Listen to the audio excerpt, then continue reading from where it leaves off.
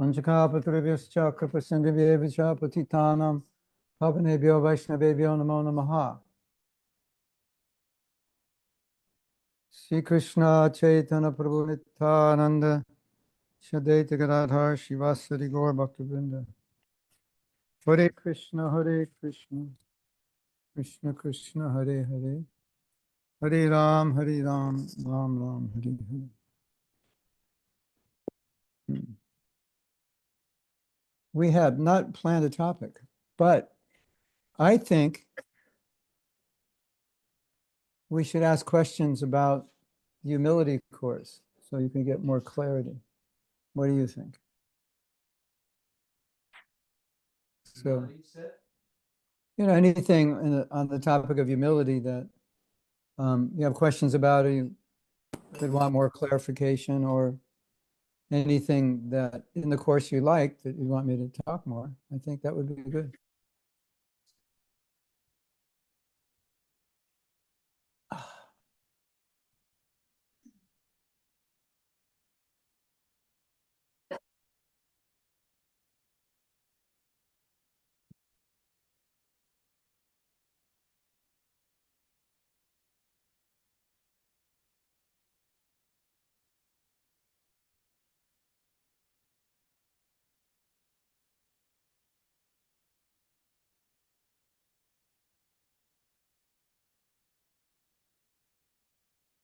Well, we have some devotees here, and we have you online, and so you can put a question in the chat. In the chat? Okay.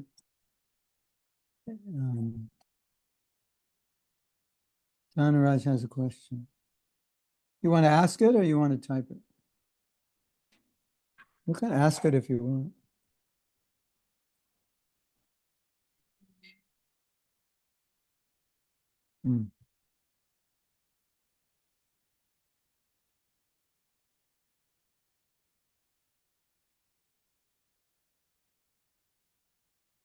You are muted, Juliana.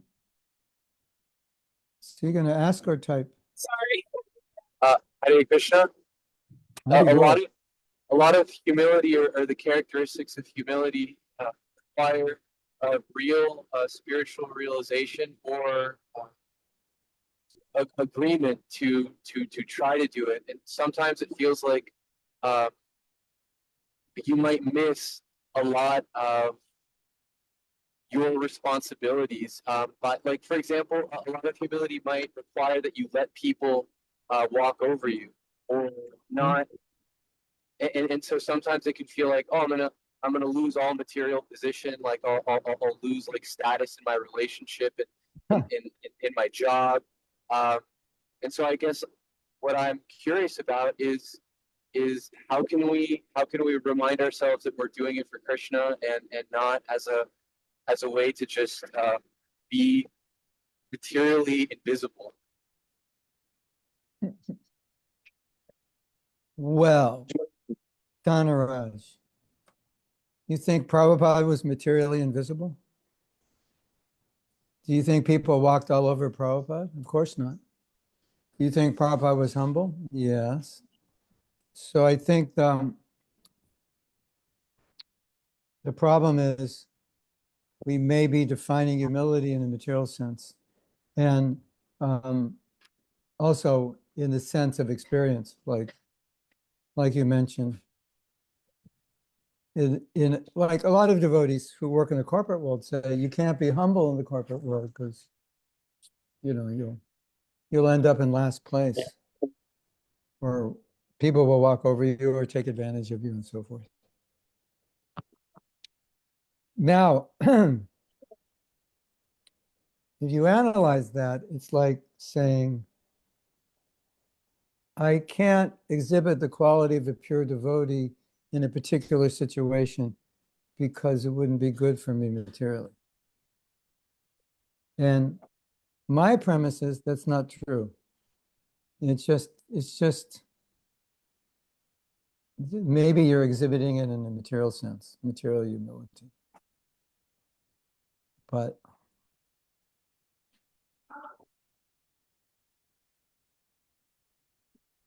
You want to hear something, Donna? This would be of interest to you and everybody.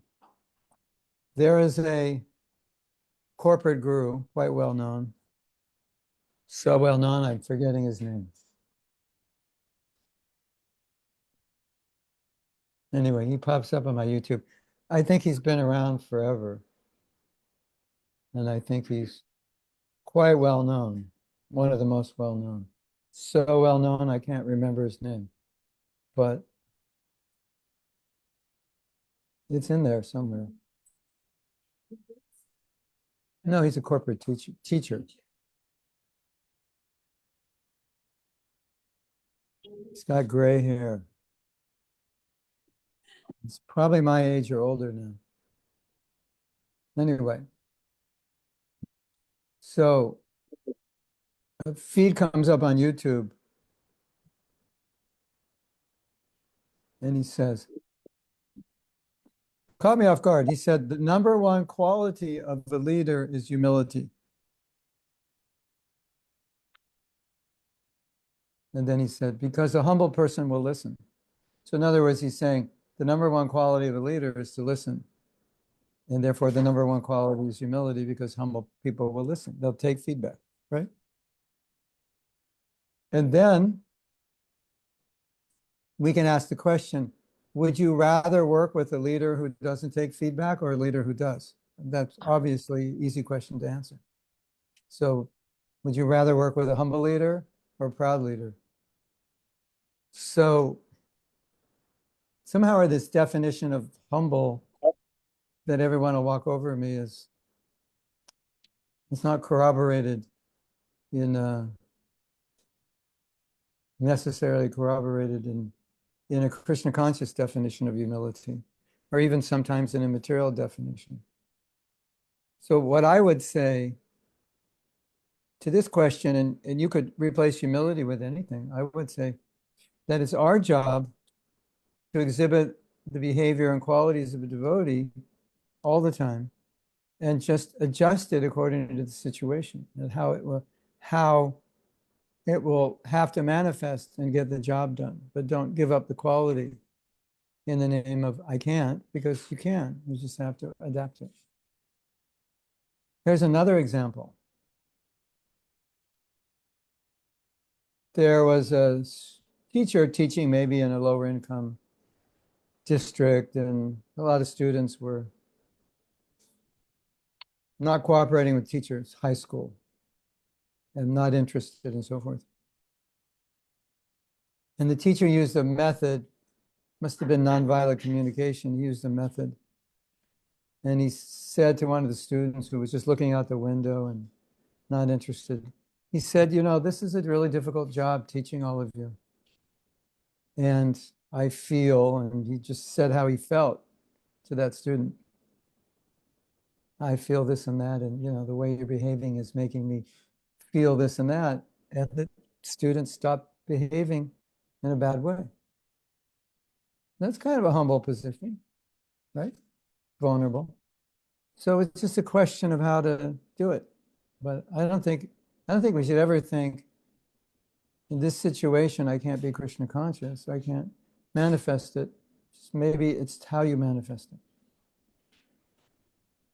Does that make sense? Or you want to say something about that answer? You have a but for that answer? Yes.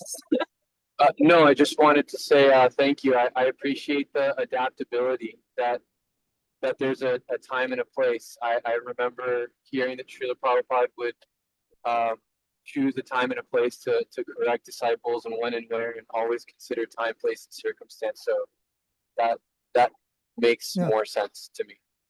Because and then you can say, well, when Prabhupada corrected his disciples, he wasn't humble, which is not true. So you can say humble means you get walked over, and proud means you tell people what to do. It's not exactly. That means every parent would be considered proud until their kids are like 16 and walk all over them. Then they're humble. It's not exactly like that. I think you know, we as devotees look at humility as not having the desire, as giving all honor to the devotees, giving all honor to Guru, giving all honor to Krishna, not trying to attract that honor to myself. So you can be very bold, but you're not doing it to say, hey, everyone, look at how bold I am. Look at how smart I am. Look at how talented I am. You're doing it to help a situation, and that would be humility. And if people are walking all over you and the result is damaging, you can stand up for yourself or stand up for others without thinking, oh, I'm so great, I'm better than everybody. And that can be humility also, because it's really a state of consciousness. I mean, if you look at Prabhupada's activities, sometimes he was really heavy. Sometimes he would scream at people.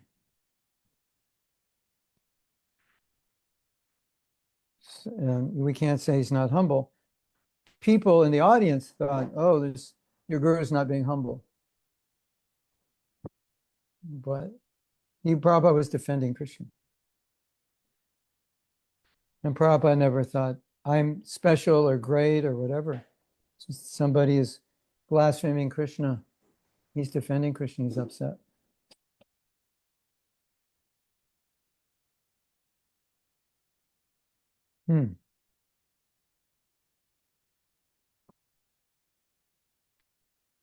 If somebody allows people to walk all over them and use them as a door handle, doesn't necessarily mean they're humble. They could just have some other issues going on. They're not assertive. They don't have boundaries. They're afraid to express their needs. It could be so many things. But at the same time, they could be very proud people, right? So, I think we're defining humility maybe sometimes too much in terms of external behaviors that look humble or don't look humble, where it's actually internal state of consciousness. I am a humble servant of Krishna, and in my mood as a humble servant of Krishna, I'm going to go out in the battlefield and kill the Kurus because they're trying to usurp a kingdom that's not theirs. And so Arjun's fighting like anything, and he's humble. Yes? I relate to when you're saying, sometimes I feel like I don't have boundaries. Actually, I don't have boundaries. And so it's sometimes you feel like it's easy for people to take advantage of that, right? But at the same time, when you do too much or you don't have limitations, then you can get angry. Mm-hmm. Then yeah. And you're not actually very nice. Right. And not to say that I'm not like that all the time, but you know what I mean? It can be. Yeah. Like sometimes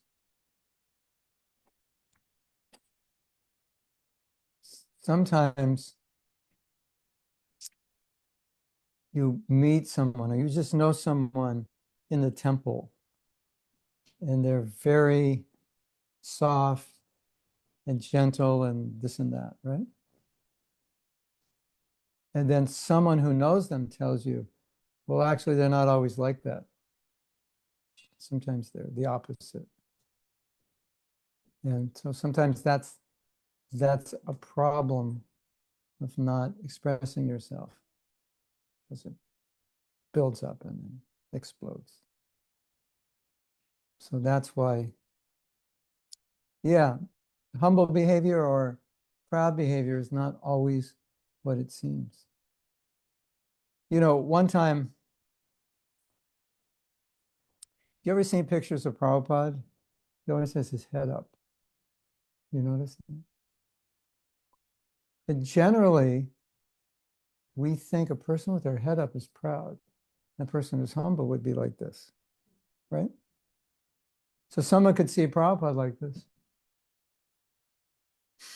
and think, this man is proud, right?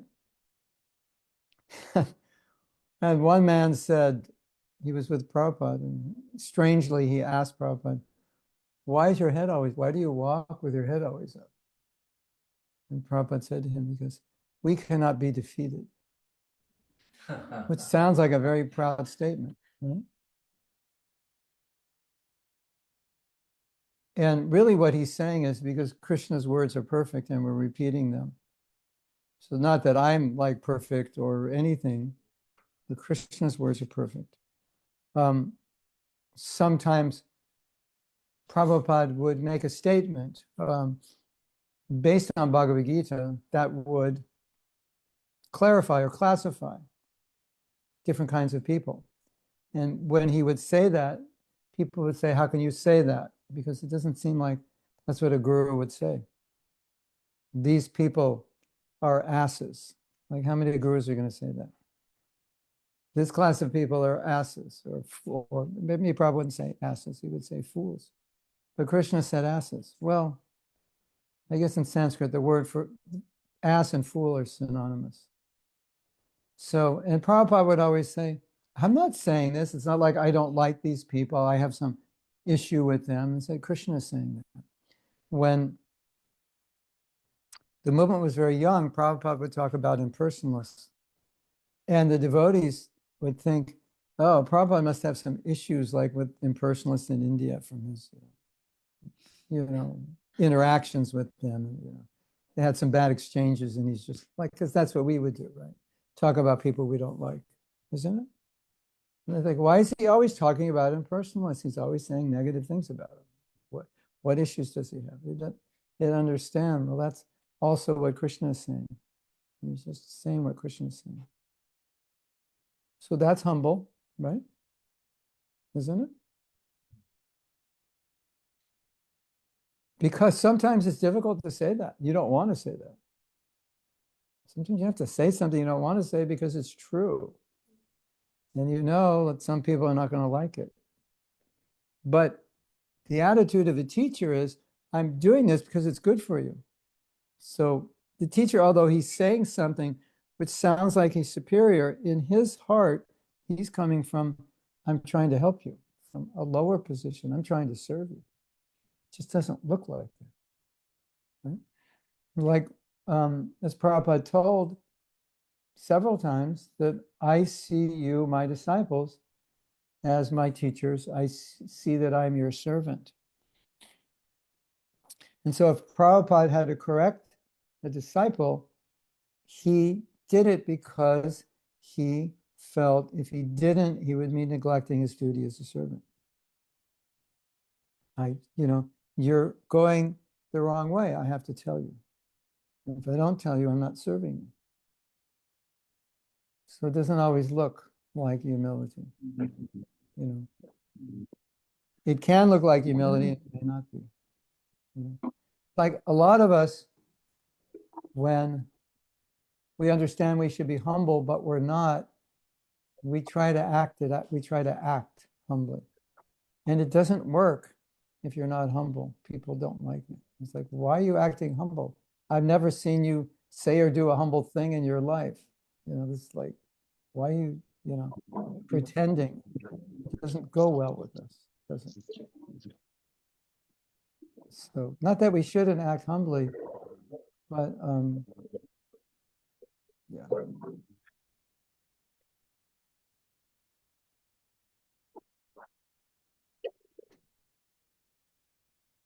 Hari Bhakti, can you mute? I think we just heard your toilet. Or something, or Somebody drowning sounded like. you're doing your laundry or you're drinking. Okay. Something. I don't know. It's not there.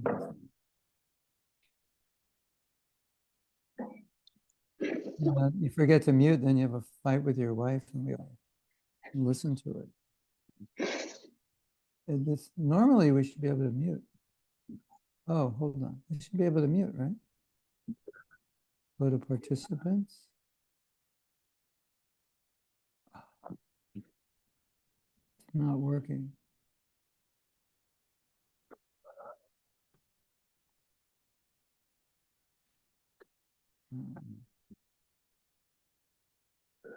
Okay. Samadarshani says, I find it difficult to be humble when I face difficulties, accepting and tolerating when I suffering.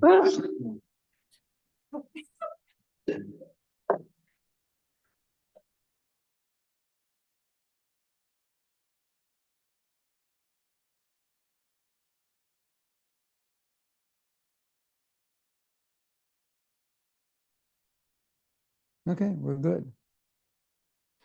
I find it difficult to be humble when I face difficulties, accepting and tolerating when I experience suffering, because the pain is real. Yeah. As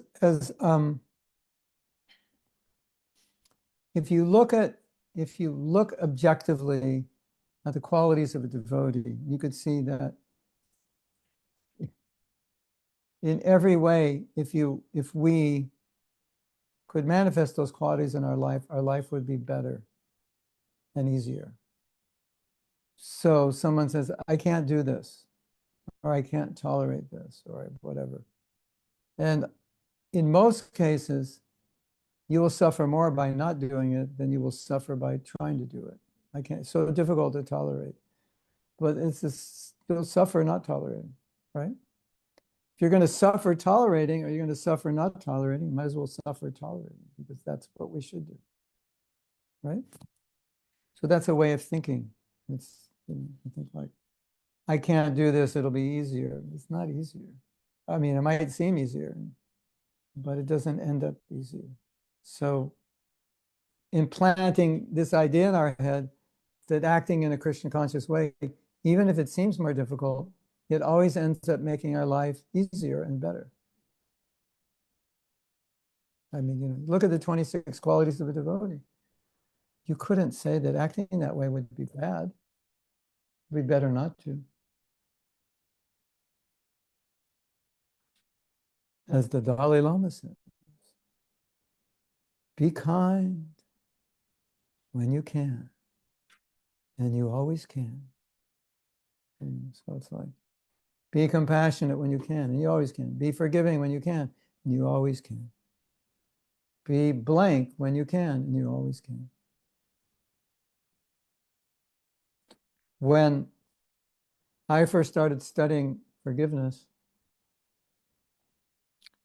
I had an issue with the devotee, which I thought, once you have like this was my knowledge or experience at that point, I thought, once you have an issue with somebody, that'll remain your whole life. It's just, I just have an issue with, it's like, if I like Donald Trump, I like him forever. If I don't like him, I don't like him forever.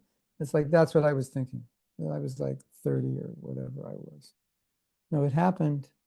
Yeah, I was 36. So I didn't have much experience with understanding my emotions and no experience with forgiveness.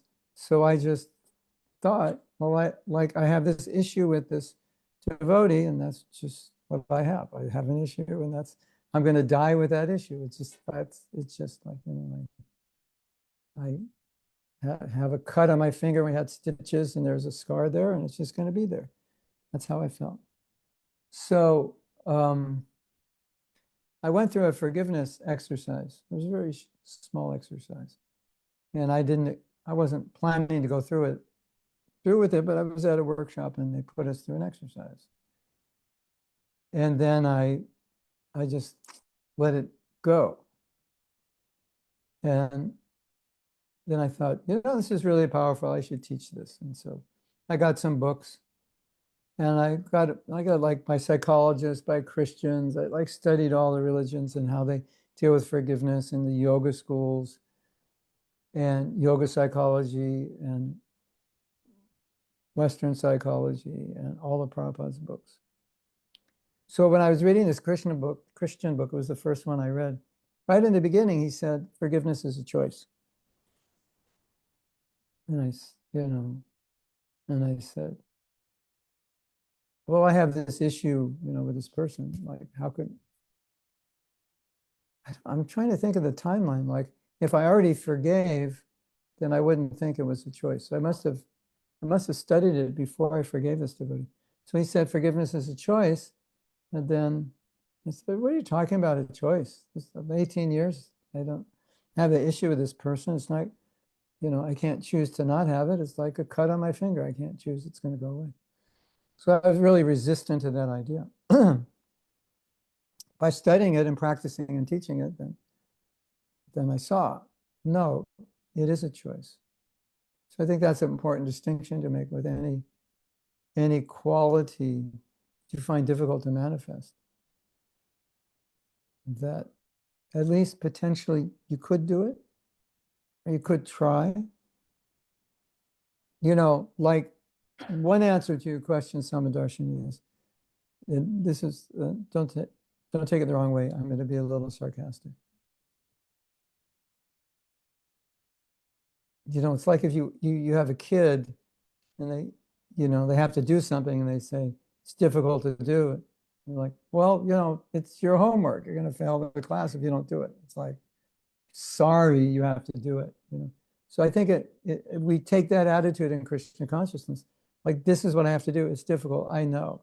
It's hard in this situation. I know. But we have to do it. So the sarcasm is like when someone would say to Prabhupada, well, Prabhupada, it's difficult. And Prabhupada didn't say, so what? He said, why are you giving into the difficulty? Which is another way of saying, so what? Like, so what means, didn't you realize that when you became a devotee, you're going to have to control yourself and that's going to be difficult? So why are you complaining about that? You chose to do this. So your problem is that you chose to try to be a sadhu. And now you're saying it's hard. And it's like, yeah, that's true. But you should have known that when you're trying. It's like,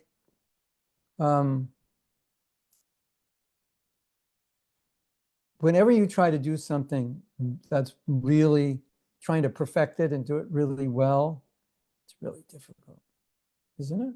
And if you try to do something third class, like, just throw that there, that doesn't matter, put that in there, hurry up, it's like, paint it like that and throw that, isn't it?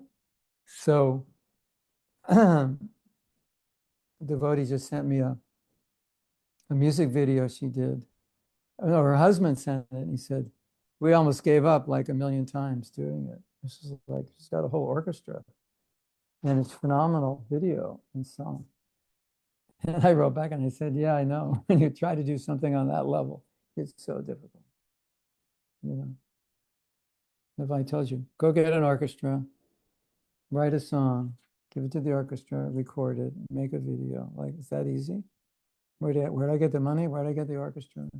How do I write the song? It's like, so I think that's important to recognize, because it really helps when you run into difficulty. It's like, yeah, well, that's what I signed up for.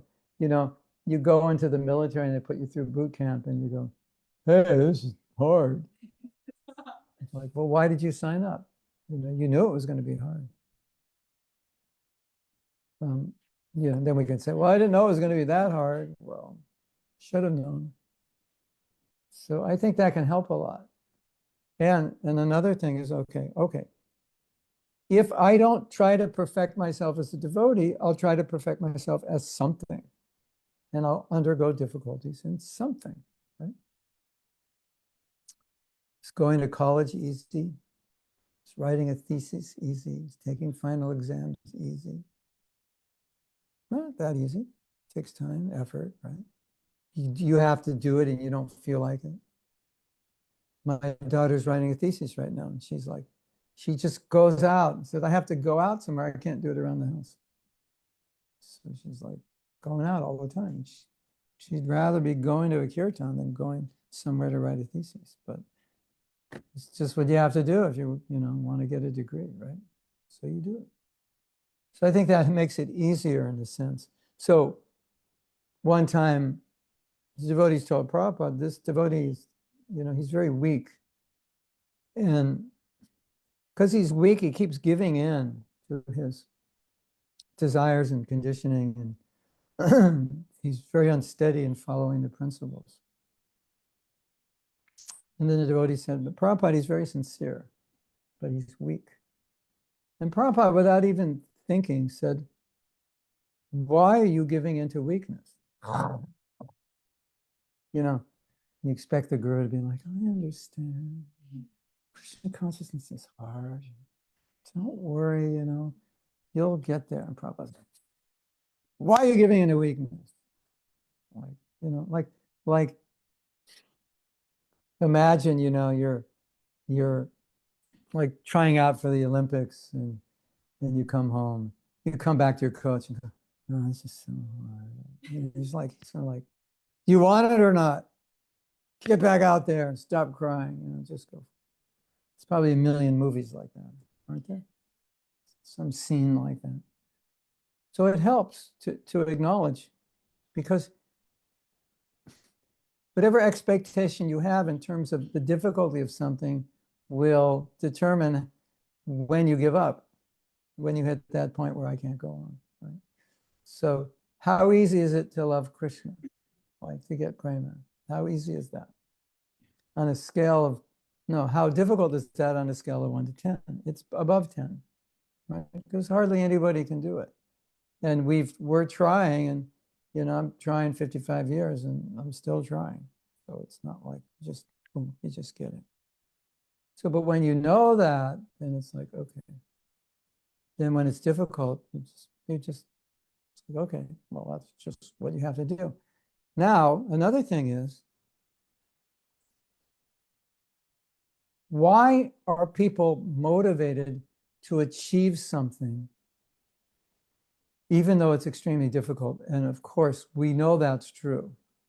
I mean, the difficulties people go through to achieve what they want to achieve. Well, you know, you look at like Elon Musk, you know, sleeping in his office under his desk or whatever, you know, on the floor, working like 100-hour weeks or whatever, 120. How many hours are there in a week? Maybe working like 20-hour days. You know? Sleep 4 hours, work the other 20. Doing like that. And so many people, if you think you're burned out and fried, so many people are doing this to achieve their goals. And because there's so much competition, they have to work hard.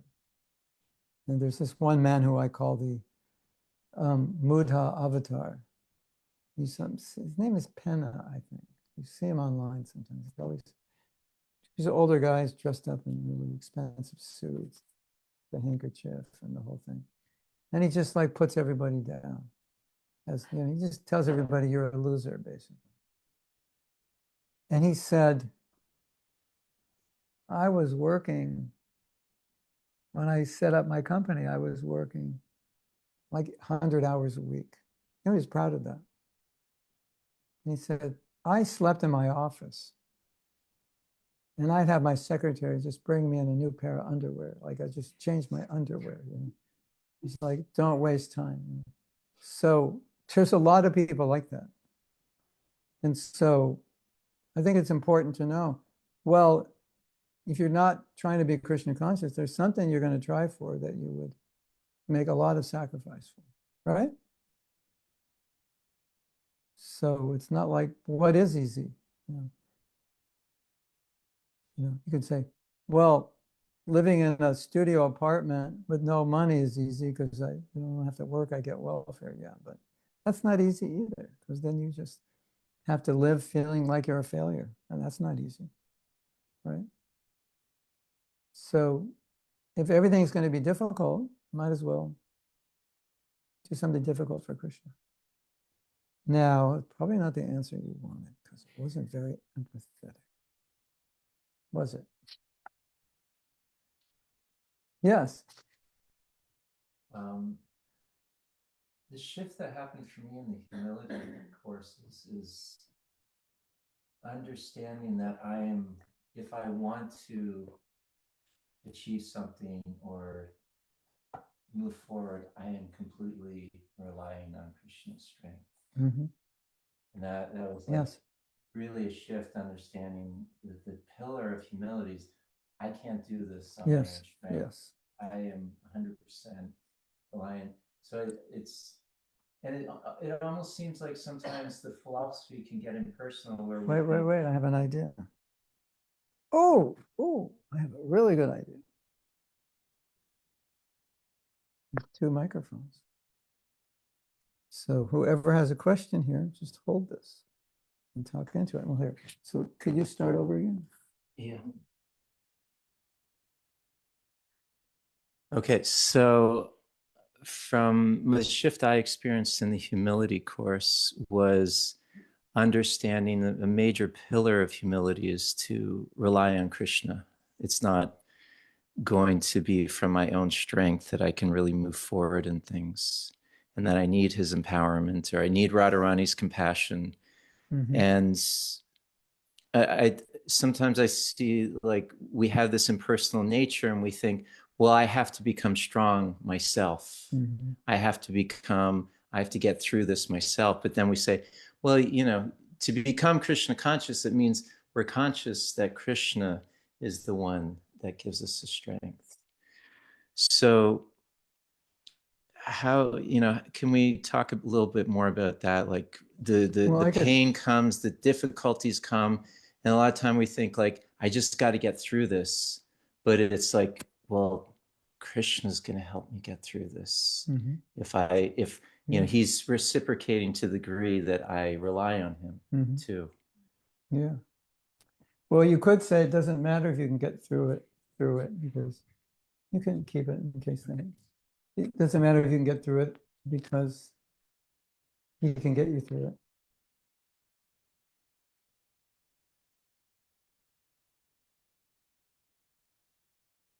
In relation to this question, like, what did she say? Difficult to be humble. I was thinking, she said it's difficult to be humble when blank. And I was thinking when I was reading the question, it's always difficult to be humble. You don't need something to happen, because it's a state of consciousness. Like humility or pride is a state of consciousness. And then some situations just activate it a little more, right? Yeah, so I can say, in response to what you said, I can say, this is difficult for me, but it's not difficult for Krishna. And that's why many devotees strive for things that they know on their own they could never do or achieve or be. But that's not a problem, because I'm not the one who's going to do it or achieve it. I'm going to get Krishna's help. So then let's go for it. Right? I could tell you how I think. Like, if I want to do something, and I think it's not going to come out maybe so great as somebody else could do it. But then I think 2 things. I think, well, it's better I do it not so great than not do it at all, because people will benefit, right? And that maybe Krishna will help me make it great somehow, by sending people who can help me or giving me some intelligence. And usually it always comes out better than you thought, isn't it? So then fear is a lack of dependence or lack of belief that Krishna will help me. So what were go ahead. Yeah, I'm just also reflecting that I can see a lot of time where I talk about myself, but I think it happens with other people. We're thinking, well, I want to do this big thing. So I depend on Krishna for that. But a lot of time, the little things in our life, like, I hate that person, or I don't think I can't cope with my life, like just keeping the place clean and getting all the stuff done and going to bed on time. And just these little things, I'm realizing if I turn to Krishna for everything, Krishna, I need you just to get to bed on time. Krishna, I need you to clean my house. Here's the broom. I'm going to sleep. Hope it's clean in the morning. I need your help to love that person, because I exactly. feel hatred. Yeah, exactly. Just like it's all I'm seeing. It's this opening up, like everything. I actually need Krishna. 100%. So That's what humility means. Without, especially in relation to becoming Krishna conscious, because without your help, I can't do it. It's impossible. And that's a constant state, at least for a pure devotee. That's like 24/7. That's just always there, which means that's one of the reasons they're bold. Well, I can't do it on my own, so sky's the limit. If you're going to help me, right? Why would I can limit myself, but you're not limited. Yeah. I mean, many times Prabhupada put devotees in situations which they weren't really, they hadn't done it before. So we didn't really know if they're qualified or not. At least from training and experience, there was zero. And he just said, just depend on Krishna, he'll help you. And this is true. You may not believe this, but this is true. In the early days of the movement, the temples were very small. So, like this house would be like a typical temple. There'd be like maximum 8 of us. Like this. You all here, we have a big temple here. We got 3, 6, 9, 10, 11, 13. That was like a good sized temple. Temple I was in, the temple I joined in, it was like 15 devotees. And then I went to Vancouver. Then we started a temple. There was 3 of us. Vancouver, there was 4 of us. I think Seattle, there were 6. And the big temples had like 30, 35. So that was just like normal consciousness. Like, you don't know how to do it, Krishna will help you. I'm like, okay. So there was this like fearless, kind of a fearless state. It was just a constant state. And so Prabhupada is like, we as that early generation, many of the things we did, there was nobody who had done it yet. Like, there was nobody who was distributing 100 Bhagavad Gitas a day. There was no one distributing any Bhagavad Gita, maybe like 1 a week. So we had to figure it out. There was no one doing traveling Sankirtan. It was like, what's that all about? How do you do that? And how do you not fall into Maya if you're away from the temple? And on and on. So the thing you won't believe, which is funny, is because the temples were small and we had deities, everybody had to cook. There just weren't enough people to go around. And say, Prabhu, how do I learn to cook? And I go, oh, that's easy. You go in the kitchen and you do your dandavats on the kitchen floor and pray to Krishna to guide you how to cook. Because that feeling of dependence was so ingrained just externally in the fact that Prabhupada was asking us to do things we didn't know how to do and telling us Krishna will help you, that was just like everybody was like that. So if someone said, go in and pay obeisances on the floor of the kitchen and just pray, to Krishna, pray to Krishna. I'm like, okay, sounds good. If you said that now, people would be like, are you kidding me? You have to show me what no, Krishna will show you. And so in those days, that was like, okay, sure, why not?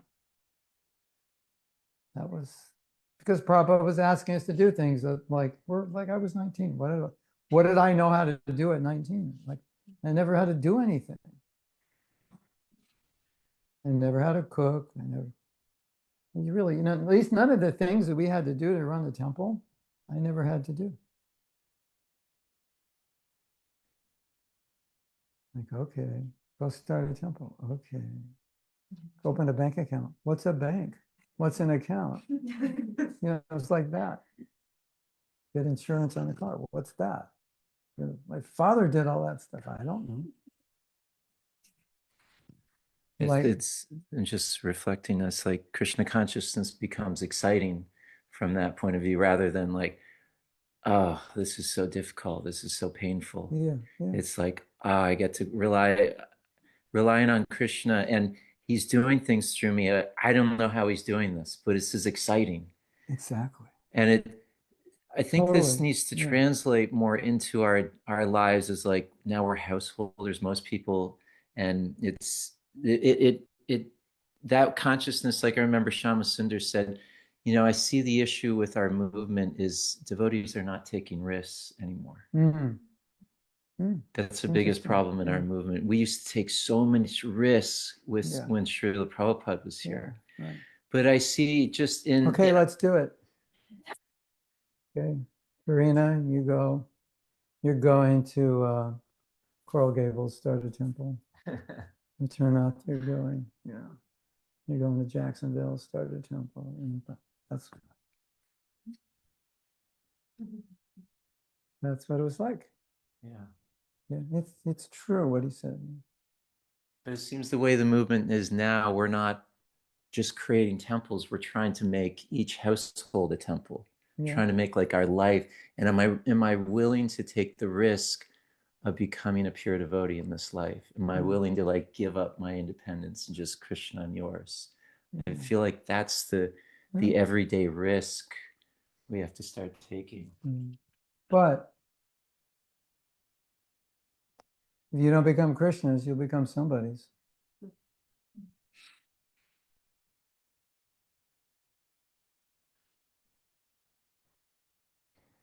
Do I want, like, do I want to surrender, quote unquote? Okay. That's not a choice. There's no choice of, do I want to surrender? The only choice is, who will you surrender to? It's like this one teacher, he's so interesting. He said, your freedom is you can pay your taxes by credit card or by check. That's your freedom. So, your freedom is to surrender to Maya or Krishna, but it's not that you have a freedom not to surrender. So that doubt is coming from the illusion that I have the freedom, that if I choose to act a certain way, I wouldn't surrender. But that's not true. So in every situation, it's just look at both sides. Surrender to Maya, surrender to Krishna, what's better? Accept the philosophy of Bhagavad Gita or accept some guru on YouTube, what's better, right? So you go down the list and it's like, okay, I think I'm doing better by surrendering to Krishna. It's not a giving up of freedom. Well, why don't we look at it this way? Why don't we look at surrender as becoming free rather than giving up freedom? Because if you surrender to Maya, there's no freedom. You surrender to Krishna. Now you're free. You can control your mind, your senses, and plus free from birth and death and all these other freedoms. So I think it's just, to me, it's just like Maya, just like bewilders us. Think, oh, if I can do whatever I want, I'm free. Yeah, well, to be able to do whatever you want, you have to work really hard and not be free for a long time. Right? Does that make sense? Yeah.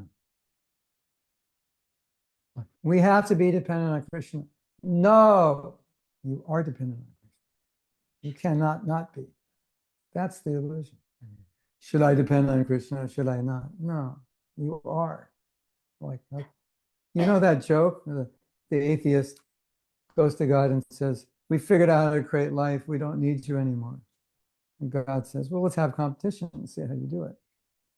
He says, okay, we'll do it like you did it. We'll make it from the earth and breathe life into it. I think the Bible says that, something like that. I don't know. So we'll get some earth and we'll breathe life into it. And God says, wait a minute, that's my earth. Get your own earth. So it's like, this is mine. No, it's not. It's Krishna's. It's just an illusion, right? So I have to surrender. Yeah, I don't want to surrender. Yeah.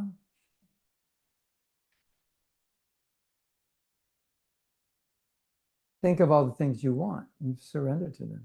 Right? Think of all the things you own. We're controlled by them. We have to maintain them. Yeah. So I don't want to surrender. Okay. Stop getting old. Can you do that? Yeah. Back in the hardcore straight edge days of the 90s, there was this straight edge devotee, and he had put out a zine. Do they have zines anymore? Put out a zine, and then on the cover of one, it's a, self-made magazine. On the cover of one of his magazines, he said, the title was "Revolt Against Death." Have a revolution. I'm a revolution. I'm revolting against death. So if you want to, revolt against death, because that's what you're controlled by. So, yeah. Hmm.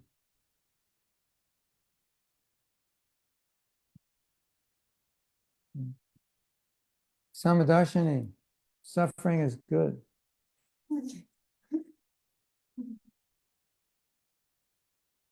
But another thing, that wasn't very empathetic, was it?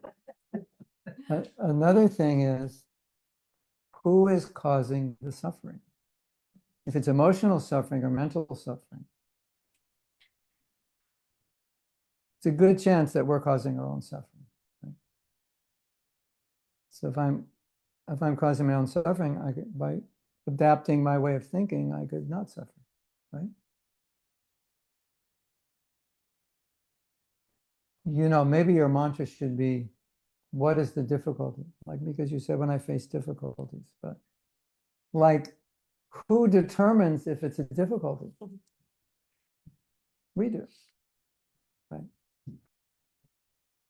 Here's a little experiment you can all do, especially for those of you who think you have a difficult life, right? Imagine someone else living your life and thinking if they would think it's difficult.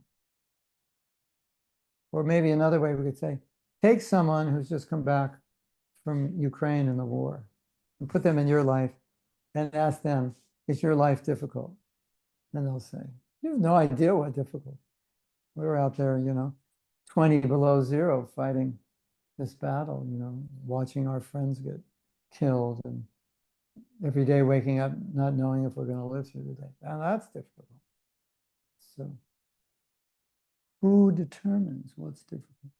Oh, my battery is not happy. 47 minutes. There's one question here. Okay. You have the, Yes. I don't have the chart. It's okay. We have 47 minutes. Just enough time. When the battery goes dead, class is over. We're on the clock. Something that came up in your humility course and a few other articles of yours that I've read on humility is about like we have to kind of handle our material self-esteem before we're even properly able to approach humility.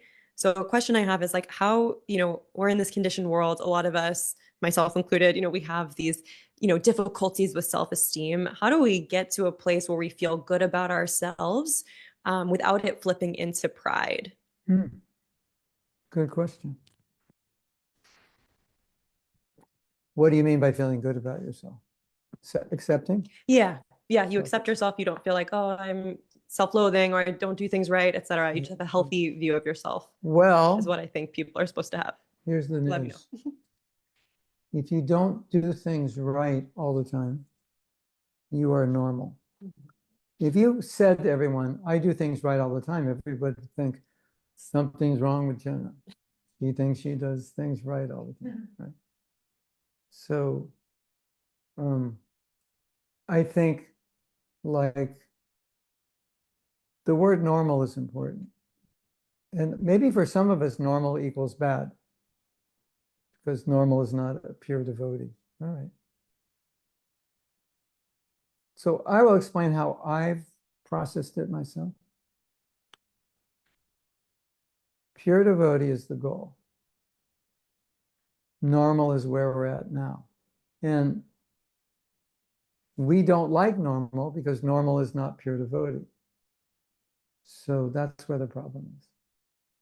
And so we have to be able to be okay with normal and still want to be a pure devotee, and not allow the desire to be a pure devotee make normal bad because I'm not pure. And I think everyone who becomes a devotee has to do that, right? So normal is the way, it's just where we're at, right? So it's not like, I don't see any productive, I don't see it productive at all to not be self-accepting. I just, that was my conclusion. Maybe it took me 50 years or 40 years or whatever. But it was like, okay, I look in the mirror and this is what I see every day. I don't like this face. Well, it's your face, put some makeup on it, dye your hair, do something. There's only limitation what you can do with it, right? Unless you do plastic surgery. So, it's, probably you'd be happier if you just were okay with your, way you look, right? And worried so much about it, because that's who you are. And you're not, and whoever's the most beautiful woman out on the scene now, you're not that, or the guy, you're not him. So neither are 99.9% of everybody else. Right? So I'm just normal. And somehow or other, you have to figure out how to be okay with normal. At the same time, not become lazy. And still desire how to be okay with normal and still have that goal of being a pure devotee and being excited about it. So for me, what excites me is the potential of being a pure devotee. And if I focus on that, it's like wherever I'm at now is wherever I am. It's just where I am. And it's like, I'm trying to be closer to pure devotee, but where I am now is where I am. And I'm trying to be somewhere better, but this is where I am. So it doesn't make sense to me, to my mind, not to accept that. And it's not discouraging in the sense, because I'm always looking at the pure devotee and like imagining someday I will be a pure devotee. I was looking in one of Materna's books, and I was looking at pictures of our acharyas, and I thought, maybe someday I'll be like them. That'd be cool. That would be good. That's something to look forward to. And I thought, why not? That's my nature. Why can't, if that's my nature, why can't I be? And that's pretty exciting to think like that. And then I don't think, but I'm down here. That's depressing. I just think, wow, my nature is to be Krishna. My nature is Krishna conscious, and I could be like them someday. That's pretty encouraging. So,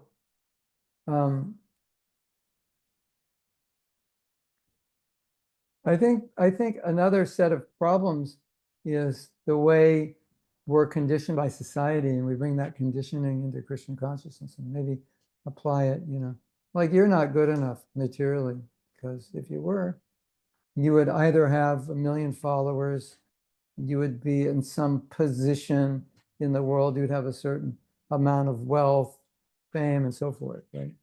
And most people don't. So most people are average, because that's what average means, right? And so average means you're a loser, basically. So if that's impregnated within us, then when we become devotees, being an average devotee means I'm a loser, and it's depressing.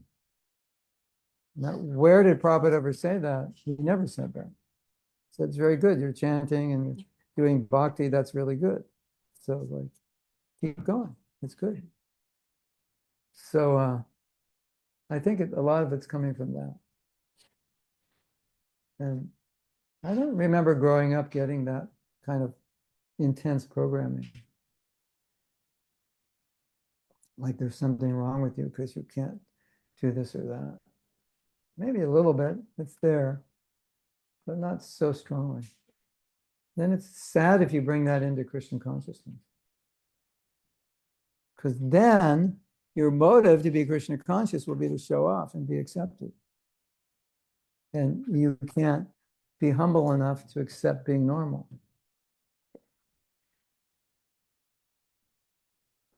Prabhu, I'm not humble enough to be normal. I have to be super Prabhu. If I'm not super Prabhu or super Mataji, I'm not going to be happy. But that's material conditioning being brought into bhakti. And like I say, if that's your conditioning, we'll just take it out there. You can do it out there. It's not going to bother anybody because they're all doing it. But don't bring it in here because this is not the place. You know, leave your dirty shoes outside. This place is clean. You know, you can go to the neighbor's house. They wear shoes inside. You can bring all the dry grass in on your shoes. They don't care.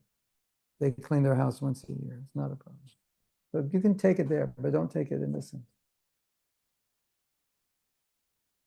Did that answer your question? Because I can't remember what you asked. Yeah. About being, no, was it about being normal? Yes, just about how to accept yourself without it Yeah. turning into pride. But Yeah. it's kind of a prerequisite Yeah. to be in Krishna consciousness. But to like, have that like I said in the results. course,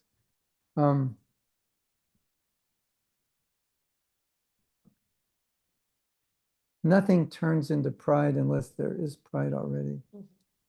So I think rather than asking the question, how can I do this and not become proud? I think it's just, how could I not become proud? Don't worry about the doing this causing the pride, because it doesn't cause the pride. It activates the existing pride. I think that that's an important distinction.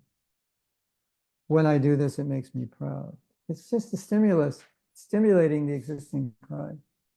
Because someone who's humble, when they do that, it doesn't make them proud because they're not proud. So how could it make them proud if they're not, if they're humble, this, you know, everything just makes them more humble. So I think that's important to understand. And if you attain that state of consciousness, some level of humility, then the pride's never a problem anymore because you're not trying to draw attention to you, you're trying to draw it to other devotees in Krishna. Right? Have you ever heard me imitate a devotee doing kirtan? Who's, you know, it's not about Krishna, it's about the devotee. Look at me, look at me, look at me, look at me. I chant so nicely, chant so nicely. Check out my earrings, check out my tattoo, check out my haircut. Look at me, chanting Hare Krishna. Hey girls, I'm over here. You know, it's like there's no place for that in bhakti. So when you understand that, it's also easier to be humble because you realize I'm bringing in my dirty shoes in a clean house and I can't. It doesn't work. It's like I'm never going to get in this house with dirty shoes. I have to take them off. So I have to leave your pride at the door. There's no place for it. And that kirtan is for Krishna. I meant to glorify Krishna. It's not, I don't do it to bring attention to me, whether it's kirtan or deity worship or giving a class or cooking or cleaning the temple or anything. I don't do it. And so you clean the temple and you're waiting outside the temple for everyone to tell you how clean the temple is and you did such a good job. That's why you cleaned the temple. I hope not. And then you say, yeah, actually, that is why I cleaned the temple. Say, well, now you know it's wrong. And now you can realize, now you can think, I just do it for Krishna. I don't do it to glorify myself. Because if I do it to glorify myself, I kind of miss the boat. Like where were you in class? What did you not understand? Right? But it's subtle, so not easy to understand. Yes. Hare Krishna. Wanted to speak to some of Darshini's question about emotional suffering. And if I may share something I heard from a teacher, Deva Madhava. He's speaking on the fundamental experience of a woman in this world is the emotional experience of grief, and that grief must be honored and intensified to express our fundamental innocence of the soul and its separation and longing for God. So it's like, why are we suffering? Is to intensify that and understand what should be felt is like the suffering that can bring us closer to Krishna and understand our position of longing for that. Was he saying also that all suffering is our separation from Krishna, our feeling of separation from Krishna? The idea is that like the fundamental experiences of the emotion between the man and the woman. So like a man's experience is humiliation. That one must be transmuted into humility to like, you know, connect with God in that way. And that the grief is our connection with Krishna, like as women. Yeah. So Okay. yeah, it's like the separation that's there. It's like that's where the suffering arises from. Yeah. But it has a place. It must be expressed, because just to push it away would be denying like the truth of what the soul is experiencing. Yes. On some level, but you could also go beyond it at some point. Or in some cases, you know, like Krishna said to Arjuna, the wise don't lament. So, but we lament. So what are we supposed to do? We can't deny it, right? But at some point, we'll stop lamenting for things we used to lament for. That's also good. Yes? Yeah, should be. So both things are true depending on your level, like where you're at. No? I feel that where we're at, it's important to feel fully and deeply like the suffering that is there, and not to try to artificially push things away that may be Yeah, of that's service to true. our deepening connection. That's true, but you could also, there's also transcendence. There's also that option. Because sometimes the suffering is coming from an illusion. It's not, you know, it's like, okay, I'm suffering, I should feel it, I can work through those emotions. That's true. But then the question would be, if I were in a different consciousness, would I be suffering? Would that same experience cause suffering? Maybe not. That's there also, right? Because at some point you're going to elevate yourself, where what used to cause you suffering will not cause you suffering.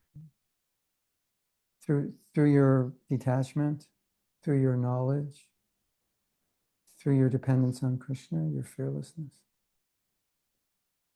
So you can also, or you could look at the situation a little differently, and all of a sudden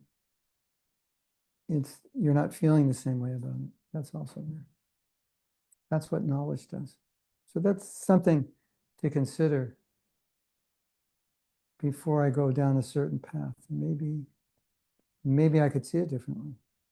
Maybe the grief wouldn't be there if I saw it differently. That's there also. I mean, that's what Krishna's telling Arjuna. And then Arjuna overcame his grief. You're not the body, these are not your kinsmen. So because you think they're your kinsmen, you're grieving. But they're not. And you have a duty, and so, you know, educate. So that's there also. Depending how normal you are or not normal. I mean, it's interesting because we can say, but feeling those emotions is normal for normal people. But we're trying to become gradually transcendental to normal. Like sometimes devotees would express emotions improperly. He wouldn't reciprocate with them because he didn't want them to give in to certain emotions that he saw were due to ignorance. You know, like they're experiencing something which is contrary to everything he taught them. And so he would deal with it that way. So that's there also, something to consider. Both things. Somebody with a question on the, she has. There's a question over here. Right. We have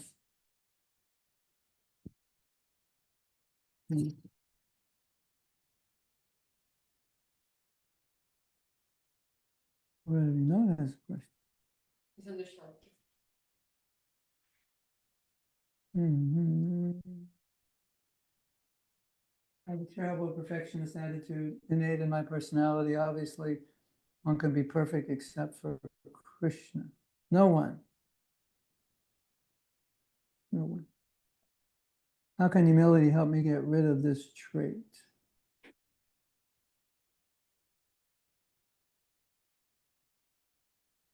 Ah.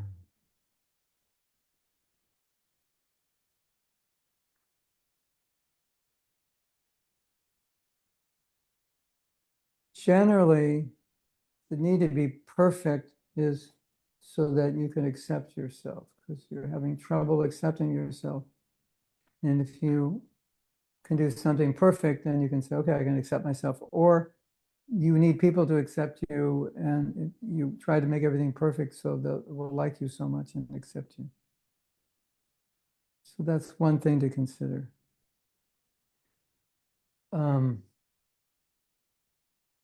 Radha Vinod, do you have a verse where Krishna said, I only accept those who are perfect? So you don't have a verse. So then the question is, why do you need to be perfect? And who do you need to be perfect for? And what does it mean to be perfect for Krishna? It's not material perfection, right?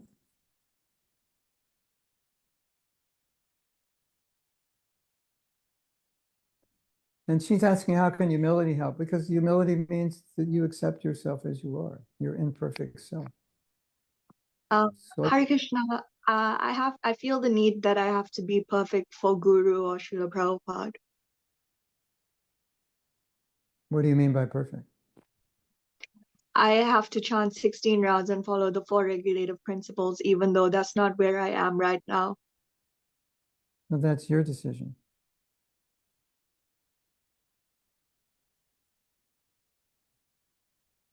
If you want to be Krishna conscious, that's a recommendation. That's the most direct path, but that's your decision. But isn't that the perfect solution, though? Not if you can't do it. Not perfect for you, I guess. So that means that I'm the imperfect one. So something is wrong with me. Something's so wrong with you. You are the worst thing that ever hit the earth. I know, right? Tell me You about should it. just dig a hole. You should just dig a hole and jump in it. And die like 6 feet under. Yeah. That's what I Then tell you, myself every day, Guru Maharaj. then you like won't bother anybody. Yeah. Exactly. Then you don't have to worry about dragging my butt back to Godhead. Yeah. They'll just leave you here eternally. Yeah. So one thing about Krishna consciousness is that it's voluntary. So Prabhupada never like forced anybody to do anything. It's like here are the instructions, and you do it according to your capacity. So if you're in a situation where you can follow some principles and chant some rounds, and that's all you can do now, then for you that's like perfect for you right now. If you need to if you need to house everything in perfection, that may be perfection for you at this point, because that's all you can do. So that's perfect. Does that sound better?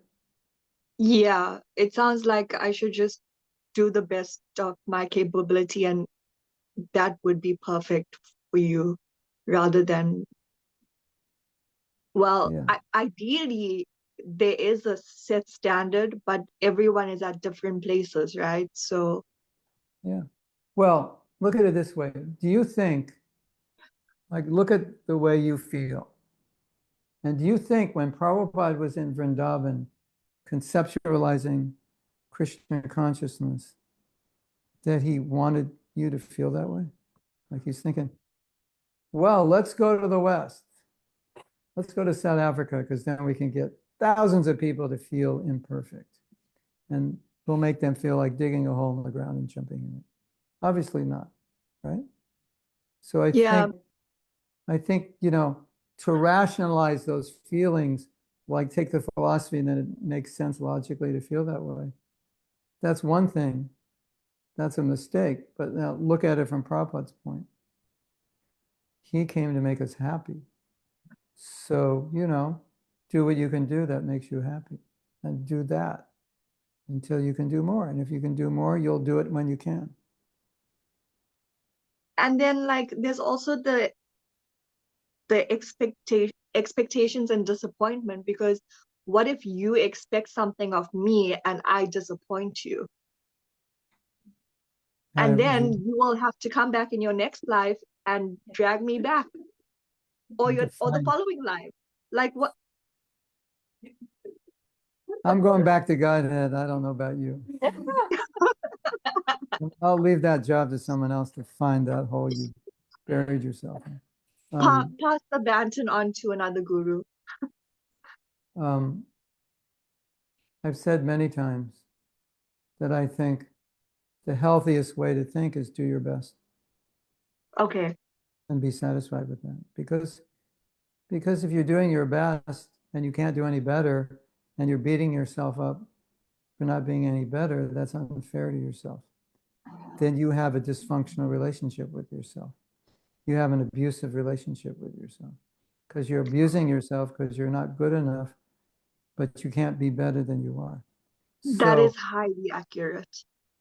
So I think this word, abusing yourself, is really important because a lot of us abuse ourselves, don't we? And then we're like really unhappy. And that's, Prabhupada didn't come to give Bhagavad Gita so people would abuse themselves who couldn't follow it perfectly. That was not his mission. Right? Obviously. Yes? Yes. It was to make people, it was to, so that you would be happy at whatever you find. We serve out prasadam. You choose what you want to eat and you choose the amount you want to eat. And your guru is not going to go, well, Ravina, you only ate 2 chapatis, to hell with you. This is prasadam, you should eat 10 chapatis. It's not like that. Guru Maharaj, I don't have the digestion. Eat 10 anyway. It's not like that. Yeah, oh, you took 2 chapatis, very nice. Did you like them? Yeah, they're very good. Oh, very nice.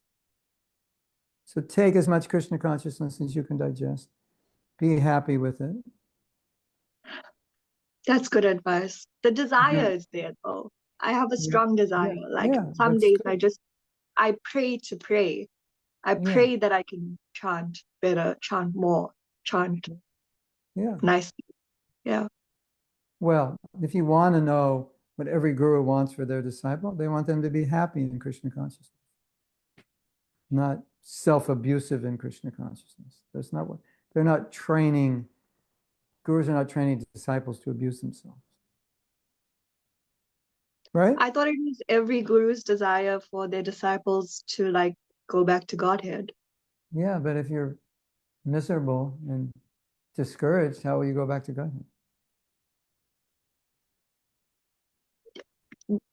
Krishna consciousness is difficult, so Krishna consciousness. So difficult, so we should all be miserable. Yeah. Let's make a t-shirt. Let's make a t-shirt. See how many of those will sell.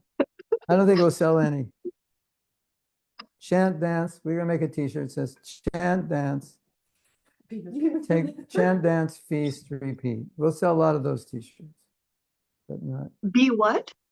Chant dance, feast, repeat. That's the process. Yeah. So every spiritual master wants their disciples to be happy. And, you know, I bet if you asked every spiritual master, would you like a disciple to chant 16 rounds and follow 4 principles and be self-abusive, depressed, discouraged, maybe on the verge of suicide? Or would you want them to chant 4 rounds and follow as many principles as they can and be happy and enthusiastic and ecstatic? I think most would say the latter. Like, I don't think I know. Some would say no, they have to 216 and like that. But that's probably not the guru you would want, because it wouldn't be healthy for you. But you'd want the guru who says, be happy, but whatever you can do. And then it'll get better. According to your ability to make it better, it'll get better. I really appreciate it. That helps a lot. You know, okay, here's a story for you, Radha. Prabhupada had a disciple who was always kind of depressed. And Prabhupada said, can you go in the closet and close the door, because I'm tired of looking at your sad face. Because Krishna consciousness is blissful. So because in other words, Prabhupada was saying, you must be like not in Krishna consciousness, because that's how you feel. And it's like, I don't want to be around that. Someone who's not Krishna conscious, who's supposed to be serving me, that's hard to be around, right? So you can serve Prabhupada with your happy face. All right. Thank you. Okay. Thank you so much. You're welcome. I'll send the bill later. That's therapy. What her psychologist couldn't do, I could do in 5 minutes. Okay. The first session is free. All right. Someone else had a question?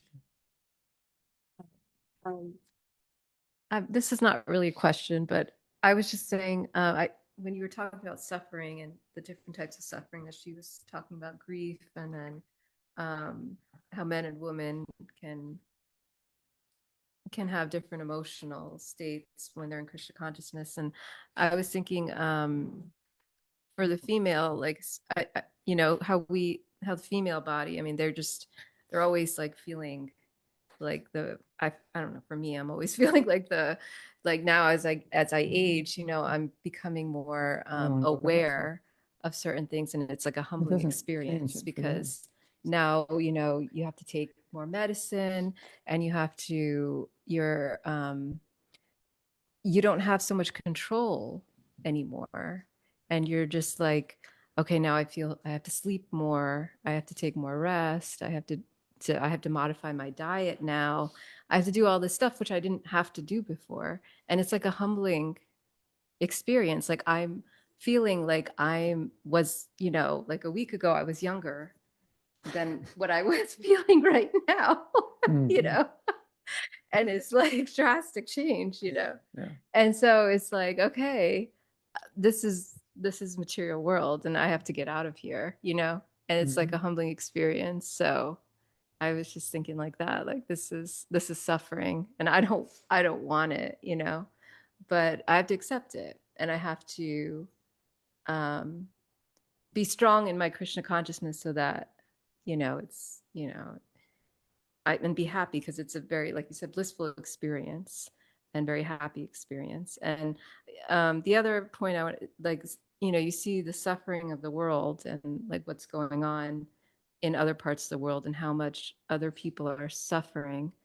And you see other organizations or other religious groups doing things, that are missionary, or trying to do things that are charitable works or different things like that. And I'm just wondering, in Krishna consciousness, we're putting a lot of emphasis in our own spiritual life and our own spiritual practices. Like, are we supposed to like do anything to be kind of in that mindset of like, oh, we need to collect things and give it to these poor people or to other people who are not in need? Or are we supposed to, I don't know, I feel like I work at his church, and they do all this stuff, and I just don't feel like the temple, like, we're in Columbus, we're like so into like building this big temple, but like, and it's kind of like, okay, is there more to that, like, than building temples? Like, are we supposed to like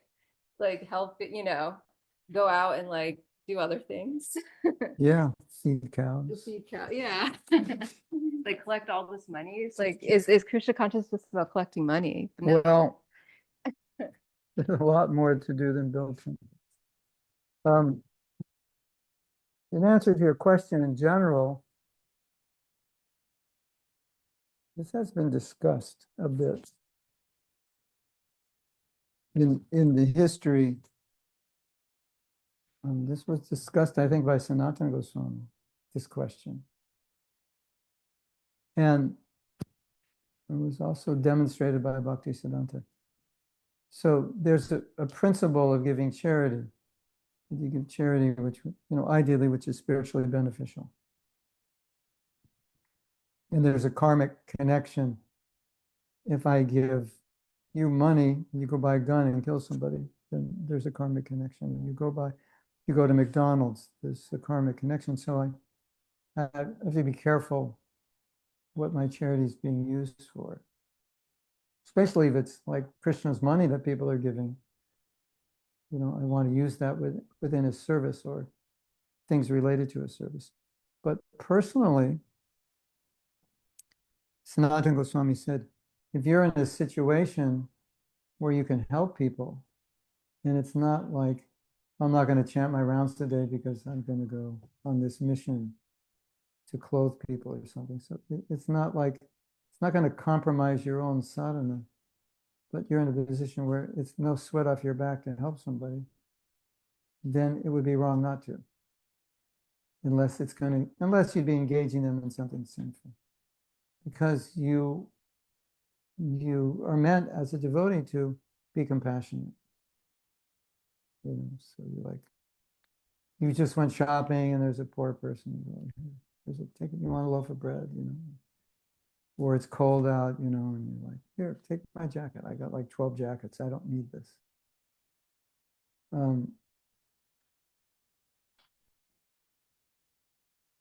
It depends where you are also.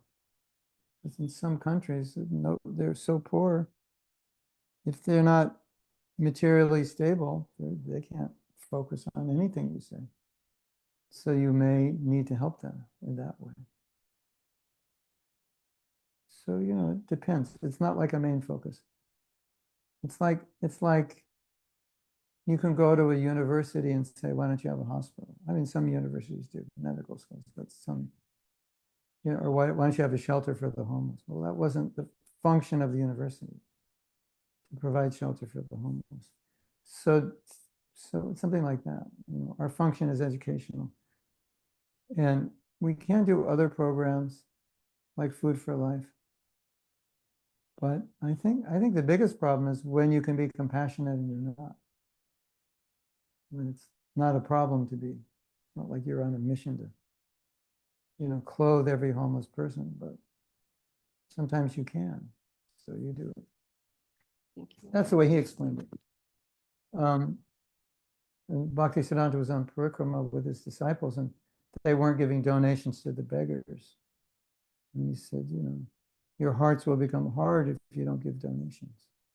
They'll close up. So if you have some wealth, you have more than you really need, then if you don't give, your heart can become hard. Right? Yeah.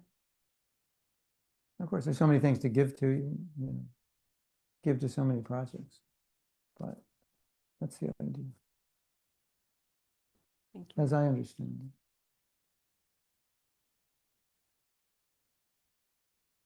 So like if we want to distribute food, obviously we distribute prasadam. So there's no conflict there, right? Right.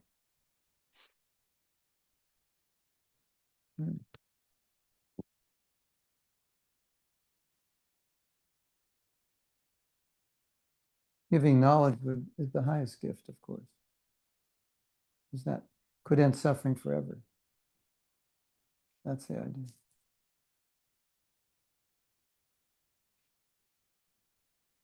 I don't know ISKCON in the future what it'll do. It could do other programs, but even the programs of the hospital that Ranaswami does, some people criticize. Well, it's not what Prabhupada asked us to do, but so many people become Krishna conscious who just go to the hospital because they're sick, but all the doctors are devotees.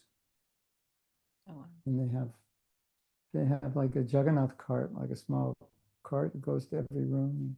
And people can pray to the deities. And So kind of nice. Huh, what else?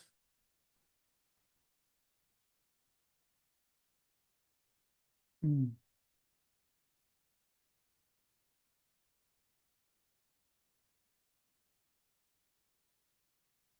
Question you asked, Karina, is interesting because Rambaru has a course on grief. You know that? She has a course on how to deal with grief. And what I find so interesting is Arjuna is grieving and Krishna's saying, don't grieve. What's actually worth Yeah, that's a good point. our separation. So I Yeah. feel like there's a way to honor the grief by amplifying it and not to grieve for what's not worth grieving for, but to amplify it in a way that we see that we're actually grieving for lacking Krishna. Like Yeah. Radharani does not want to transcend her grief from Krishna. That's like part of the ecstasy that's there, and that strengthens the connection. It's an expression of that deep love. If it strengthens it, yes, it's good. I think the other point is that sometimes you cannot not grieve. It's not possible, right? And sometimes you can. Sometimes you can look at it differently, elevate yourself, and you go, "Oh, okay. Oh, it's not so bad." And that verse just makes it interesting because basically Krishna's saying, "You're grieving because of," well, not interesting, but he's saying you're grieving because of lack of knowledge. Like, so when you get knowledge, those who are wise won't lament for the dead because they know, well, they don't die. So that's a different situation. So it's a little confusing because when something happens that you grieve for and you cannot not grieve, then you try to go to that verse and like transcend it, but you can't.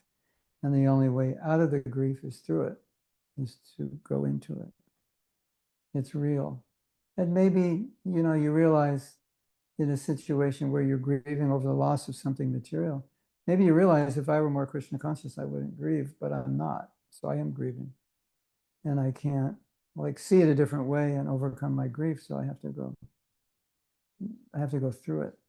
And an interesting thing, I don't know if any of you know this, but there was a survey done, I think it was in the 1990s. And they asked, like, gather the leaders in your temple and answer this question. What should we have done? I think the question was something like, what should we have done better after Prabhupada left or different? So, my dear devotees on Zoom, it says 13 minutes. So, if I disappear in 13 minutes, it's not because I don't love you, because I didn't bring my charger thinking that I don't need it. We have enough time because we've actually gone an hour and a half. So this is all bonus time. So it's going to turn off, but unless you want to put me on the phone or something. Well, we have that computer. Okay. So, so they asked this question, what do you think we should have done anything differently after Prabhupada left? So Prabhupada left in November 77. 2 of the 11 devotees that were going to started initiating pretty much right away, right after he left. And then the others didn't initiate until after March, when there was a meeting in Mayapur and they decided to initiate.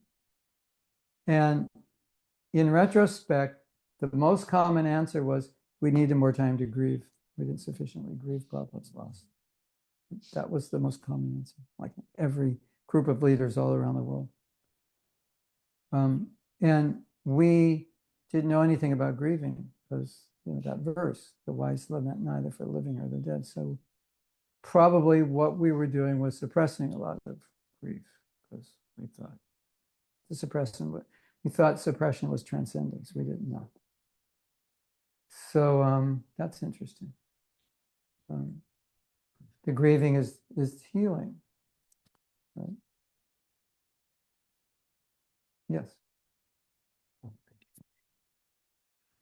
I'm just seeing a distinction in grieving that the material world, something I see is if we're expecting that it's going to be painful, we're expecting that it's going to be difficult, we're expecting it's meant to be uncomfortable. And that's a blessing from Krishna. So I want the hell out of here. And I want to go back and I want to be with him.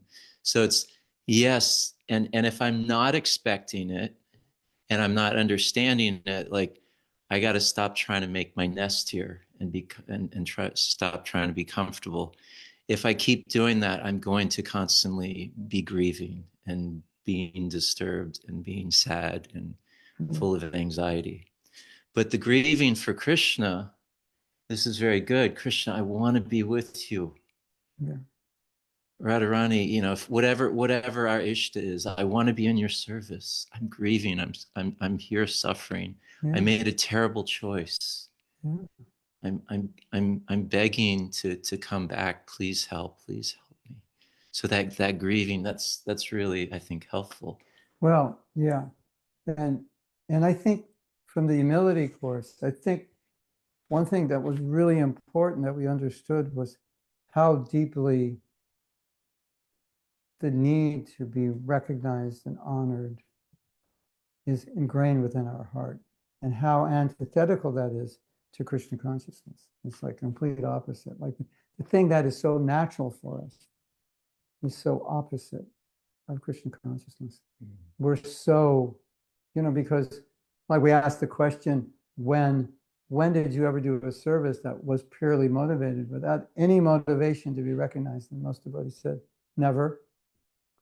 And that just shows how ingrained that desire to be like Krishna, to be honored and to be in the center is within us. So understanding how deep, and then we talk about humility, and everybody's saying, I have no idea what it is. I can't even relate to the humility of pure devotees, how they would respect everyone and how they would feel like lower than everybody. Like, what is that? That's like, I'm not even near that. Not even feeling it, but just understanding it.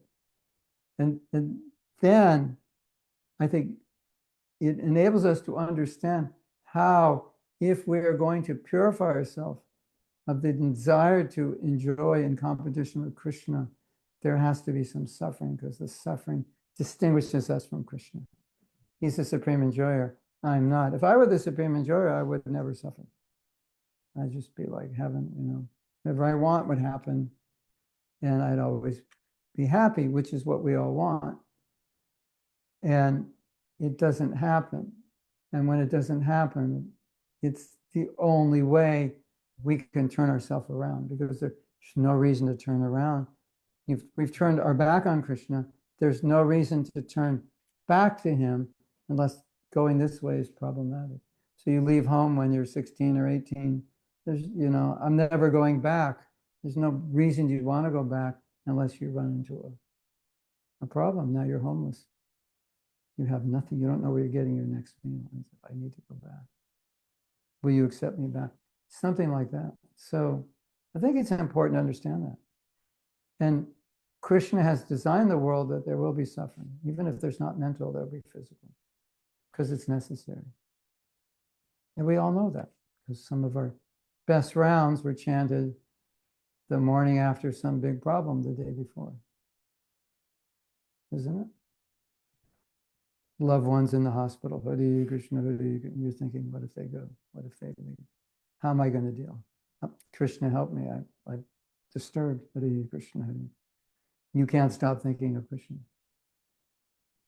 Wow. That's so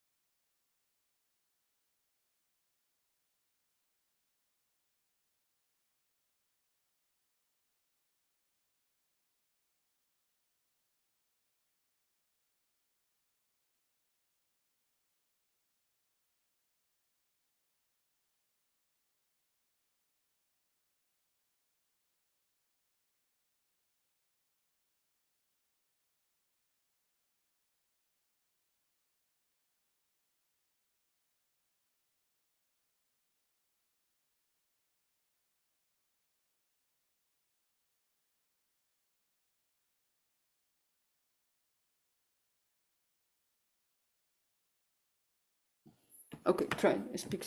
Gauranga. No? Yes? No? Raise your hand if you can hear me. Okay. So, very few white South Africans became devotees, and many of them who didn't stay. And in a white South African family, it's normal to have servants, they call them servants. Some live outside your house in servants' quarters. They clean, do laundry, cook, do the gardening, wash your car. And the economy was like, South Africa at that time, I think, was the third wealthiest country in the world. There was like so much money. It was crazy. And life was like so good for the white people. It was really hard for them to become devotees, and hard for them to stay if they did become devotees. And after South Africa, I went to England, which was the opposite. So many people were not working. And the weather in England. South Africa is like really, it's a beautiful country. A lot of it is tropical. And wasn't good for the black people, it was good for the white people. So they had a hard time. And then in England, it was the opposite. So there's no money, weather was cold. Daylight is like, in the winter is like 6 hours a day. Daylight, it's pretty depressing. So many people were becoming devotees in England. So I already understood this, but when I saw it, I said, here's the proof of the value of suffering. It has value. And you may remember when I shared some realizations after I was in the hospital, and one of them was that I had no control over my body.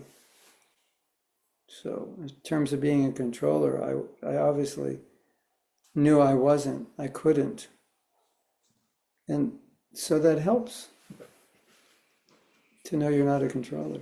And if you can't know it by hearing, then you could know it when your body falls apart.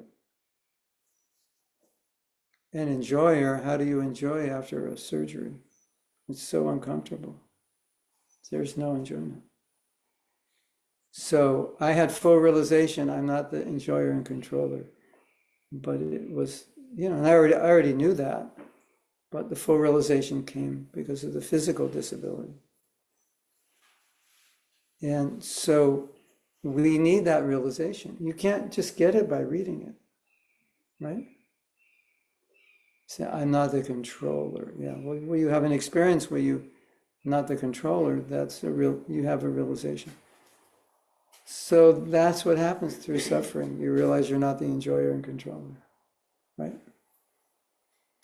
Because you set up this whole situation to enjoy and it didn't work the way you planned. And that's where you get your realization, and that's where you get your desire. And this is the way it works.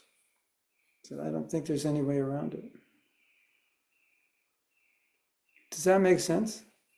Like the conditioning is so deep that unless there's suffering, will never turn around and try to be Krishna conscious. Now, some people are pious, they believe in God, but it's not to go back to Godhead, it's just to get God to give them things. But because they're pious, they'll go to God.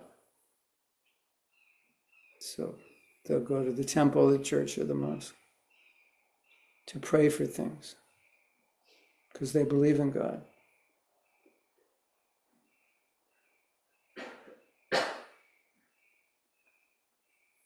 But they won't necessarily desire to go back to Godhead.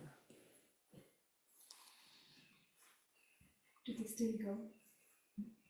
Some life, not this one. You don't go if you don't want to, if you're not trying. You go wherever you want to go. Wherever you focus on, that's where you'll go. They don't go because they don't want to, and Krishna doesn't want them if they don't want to be there. You want people to come to your birthday party who don't want to be there? No. Same thing. Krishna's always having a party. He doesn't want people there who don't want to be there. He's not going to force them. And he's not going to let them in because they'll ruin the party. Because they'll go to Krishna's party and they'll say, why is everyone worshiping Krishna? Why don't you worship me for a little bit? And Krishna says, well, that's fine, but you have to stay in the material world for that because I run the show here. And this is what makes it work here. If you want something else, then you have to stay in the material world. I have a follow-up question. So, just for a few months, I had this realization when I was listening to the story of Kumar, that when he went back, Krishna was like, he hugged him and he said, I've been waiting for you lifetime after lifetime, but in this lifetime you come to me, you come to me, you never came, and now you came to me, and he hugged that he was waiting so much. And similar way, I heard another story where even Radharani waits for us, we are waiting for us to go back. So they are waiting for us, we are turning, away, we have turned away. Is that the same feeling, like if we are desperate sometimes, like we really want to go back, Krishna, I want to meet you, I want to be with you, Radharani, I want to meet with you. Is that the same feeling that Krishna has for us, or is it beyond that as well? They are more desperate than us. We cannot We're not from that, the material platform. we're not that desperate. Yeah. That's the problem. We're more desperate when we suffer more. They're much more desirous than we are. Prabhupada always said that. Prabhupada always said Krishna wants you to go back much more than you do. Yeah. But as you advance in Krishna consciousness, that desire to go back will strengthen. Yeah. And all Krishna's doing is reciprocating with that desire. So whatever condition we're in is a reciprocation by Krishna of that intensity or lack of intensity. And the practice of bhakti will intensify that desire because the desire is covered. So as you peel the layers of the onion off, then that soul, that light, you start to see it and it becomes stronger. And one day there'll be nothing covering it. And then you're out of here. You wouldn't want to be here. There's no reason. The only reason to be here is to enjoy the resources of this world. And that only reason we want to enjoy the resources is because we're covered. So, it'll all happen. Just stick around. Don't go anywhere. I was thinking of how can I, when the reversals come, not get so disturbed or just carried away in whatever emotion may come up. And I was just, from this, I was thinking, the reversal, difficulties come. Krishna's inviting me back home to Godhead right now. Why not? Krishna wants me back. That's why he's sending this. Yeah. And it becomes a joyful experience. And he doesn't have to send it if you don't need it. So my thinking is, if I don't want to suffer, then I should be more Krishna conscious, because Krishna will think, oh, well, you're doing fine. I don't have to make any problems for you because you don't need that as an impetus. But if you need it as an impetus, I'll do it. You know that story about some famous person, I don't know, Albert Einstein or someone, was trying to get a calf into his barn, and he was like pushing it. And the calf wouldn't move, and then the person who takes care of the calf said, I'll do it. So I think it was a lady, she put milk on her finger and then put her finger in the calf's mouth, and the calf was sucking it, and she just walked backwards. So easy.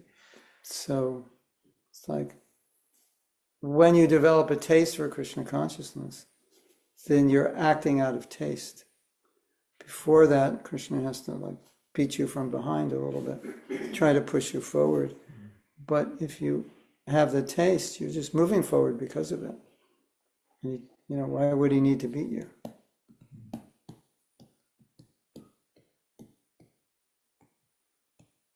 Are the sufferings because of our karmic reactions, or Krishna is sending us so that we become more closer to Krishna? Both. Well, you can say it's only Krishna, but he can use your karma if he wants. I mean, obviously you have a body, there's going to be some physical trouble, especially when you get older. It's just the nature of the machine. Have you seen those videos where they show an actor at 75 and then they show them when they're 30? Have you seen those? The difference? Yeah. I was looking at them once. I said to my wife, by looking at this, it's obvious that Krishna is making it easier and easier to become renounced, because as you get older, the body becomes less beautiful, which means it's, in theory, easier to give up the desire to enjoy the opposite sex, and you just can't enjoy as much when you're older. But people fight it. But if you don't fight it, the aging process is who's mad after, how sexy are you when you're 80 years old? You're not, even if you try. But when you're younger, yeah. So Krishna makes it, he's just body's getting older and it's going to break down, you're not as attractive, and it just makes it easy for you. It's because if you look at the Varnashram system, you get married, then you renounce, then you complete renunciation. So when do you renounce? When you get older, it's easier to renounce. You have less capacity to enjoy. So it's good, right? You know the story when the man makes a deal with God? Give me a warning before I die. Yeah, it's probably a Christian story. Give me a warning before I die. And the man dies and he goes to heaven. He says, God, you didn't give me any warning. He said, I did. Arthritis, gray hairs, wrinkles, etc. I gave you so many warnings. You're getting old and dying. So if you see it in that way, you say, thank you, Krishna. This is making it easier. Like after my operation, if I had to die, that would have been so easy. It would have been a relief. Yeah, just kill me. It's a lot better than laying here. So when I was in that state, I could imagine what it was like to die, because I was I'd never been that weak before. So I think it's probably what it's like when you're dying, You're so weak you can't do anything. And I've always thought, if you're in that state, dying should be easy, because it's a relief to get out of a body like that. So Krishna does these things he's doing all these things to make it easier for us, creating all these problems, and we're fighting it. We don't recognize it, No, I'm getting old, and it's time for plastic surgery. I'll look 20 years younger, and we're fighting it. No, just go with it. It's good. Another man are going to look at you and they're like, oh, you're too old. Well, that's good. I don't have to, worry about it anymore.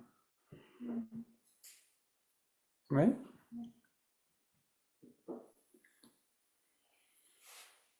I heard two things that, I don't know if you've ever heard Prabhupada say this in a lecture, but I caught it when he said, at a certain point when Krishna is happy with a devotee, Krishna calls Maya off, calls material nature off the devotee, leave them alone. I'm happy with them. And then I've also heard at a certain point, once we've worked through like a certain percentage of our anartas, then ruchi starts. It's like, it doesn't have to be 100%. I think it's like 50% or something. And then we actually start to really dive into having taste. Yeah, then it's easy. Yeah. That's when it gets easy. Yeah. Look forward to that day when you have a real taste for bhakti, and it'll be really easy for you. There are places where Prabhupada said, Maya will help you. Well, she is helping us. So where he said, she's a devotee, so she wants you to be Krishna conscious. So whatever she's doing is to help you. I mean, imagine you engaged in material activities and everything was fine. You were like perfectly happy. Like, how difficult would it be to be Krishna conscious? Because like, why would you need to? I can be happy doing this. I don't need bhakti. Now it's different because we have experience of bhakti. But, practically everyone who becomes a devotee, their story is the same. I had everything I wanted, but wasn't happy. Krishna's doing that to us, to help us. Every single devotee, you do an interview. Yeah, I had this, I had that, but I was looking for something else. I wasn't.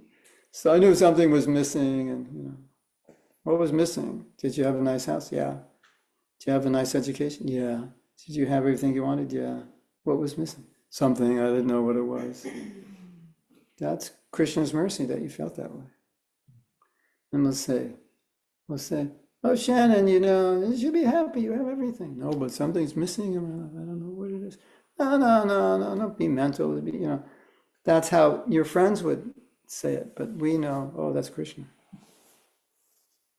Giving us that impetus, that there's something else to look for. And then we look for it. And then when we find it, we're like, oh, that's what I was looking for. I didn't know. Right? So that without that dissatisfaction, how would anyone become Krishna conscious? So if Krishna makes some dissatisfaction in your life, it's like, wow, thank you. Because you just like opened a space for me to try to find you, to fill that emptiness.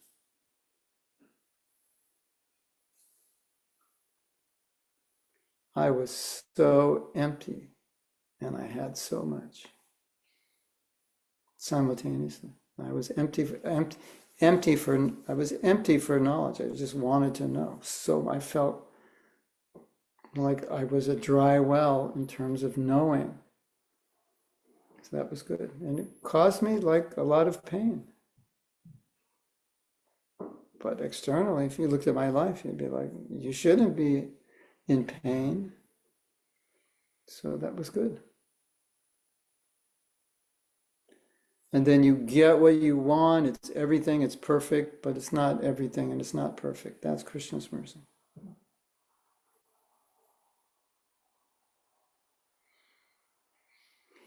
It's funny because if you see someone who's materially happy, it's like, yeah, I was successful.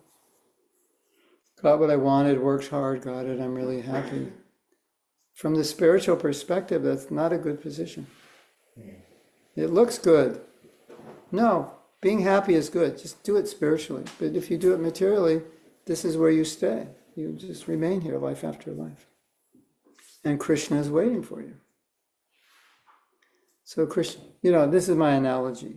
I don't know if it's a good one, but I think it illustrates. So, if you have kids, you can relate to this really well. Your kids run away when they're like 18. And it's like either like 3 years later, you don't know where they are and you haven't heard from them. And you're thinking, you could be thinking, I need to find them. And I need to create a situation in their life where their life becomes so difficult, they'll come back to us. They won't have anywhere to live. They'll be suffering so much. that they would come back to us. And that's what Krishna's doing. He's creating, we ran away and he's creating a situation where we turn around. Say, I can't do this. I can't do it on my own. So he's creating situations like that for us. So-called suffering, but that suffering brings that love into our life and that bhakti into our life. So how could it be suffering? Right? Wouldn't you do that if you could, if your kid ran away? Probably. Yeah, I think. Okay, that's a long class. Okay. So again, that thing is stuck in me. Like, okay, if I want to go back to Krishna, right? Because Krishna is waiting for me. As per the instructions, following 4 principles and 16 rounds, is that enough, or do I need to get rid of all these anarthas through the opportunities that Krishna gives me to improve? And my soul should be more pure of these anarthas, Yes. all the sins and everything, and then only I can go back. Or, That would be a symptom that you're chanting properly. If you're not chanting properly, then you think, oh, I'm just chanting, I don't have to do anything else. Like if I want to be a good devotee, wouldn't I want to manifest all the qualities that would be attractive to Krishna and would be helpful for my bhakti? Yeah. So if I'm chanting and I think, well, I just chant, that's enough. It's okay, but if you're actually chanting properly, you wouldn't feel it's enough. You would take the purification you get from it and then work to become better. So I chant, I get better, I develop those qualities, but then what about the things which are already in me? The bad things? Yeah, the bad things in me. Like I'm developing humility, but there's some pride in me that is still there. Yeah. How do I remove? Will I get opportunities to remove all those while I develop the good qualities? I asked Borijan, how do you become humble? He said, live long enough. Life will humble you automatically.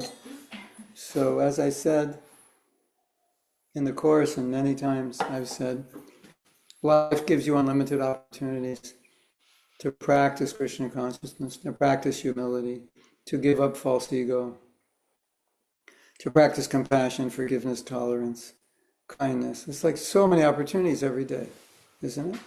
Especially if you're married. If you're married, you have unlimited opportunities to practice kindness. Right? Yes. Big humbling experience. There's this lady. She was being interviewed. Some interview. I don't know what it was because I just saw the clip. And the man said, "Is your husband happy?" And her immediate reaction was, well, the question is always, is your wife happy? Not, is your husband happy? And he said, is your husband happy? And you could see the expression on her face changes. She realized he's not, because of the way she treats him. And right after that, it sunk in, it freaked her out. She said, stop the interview. She was angry at the question. Hare Krishna. Now, it's a heavy question to ask. And we're trying to be devotees. So, devotees, kind, compassion. If you look at the qualities of devotee, you think, I want to marry somebody with those qualities. That would be a great partner. Yeah.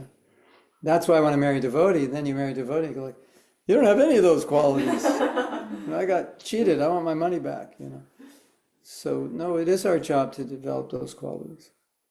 And if I see that I'm acting out of pride, I try to correct myself.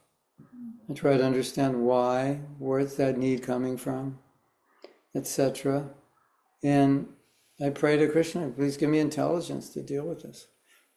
No matter what it is, whatever it is, that's not Krishna conscious. I try to understand why I'm doing that.